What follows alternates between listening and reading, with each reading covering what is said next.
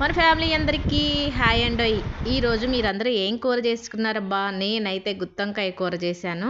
చాలా అంటే చాలా బాగుంది. ఇంతకు ముందులాగా మసాలా పెట్టి కాయల్లో కూర చేయకోకుండా ఎప్పుడు చేయని విధంగా చేశానబ్బా. ఎలా అంటే గుత్తొంకాయల్ని శుభ్రంగా కడిగేసి 4 చీలికలుగా చేశాను. వెలిగించి ఒక గిన్నె పెట్టి ఆయిల్ వేసి ఆ వేడెక్కిన ఆయిల్లో ఈ వంకాయల్ని కొద్దిసేపు మగ్గించి వేరే ప్లేట్లోకి తీసుకున్నాను. వంకాయలు మగ్గించిన అదే గిన్నెలో జీలకర్ర, ఆవాలు, కరివేపాకు, ఎండుమిర్చి, ఉల్లి ముక్కలు వేసేసి ఉల్లి ముక్కలు మంచిగా వేగిన తర్వాత అల్లం, కొబ్బరి, వెల్లుల్లి, ఉల్లిగడ్డ ఇంతవరకు పేస్ట్ లాగా పట్టేశానండి. ఆ పేస్ట్ కూడా వేసేసాను.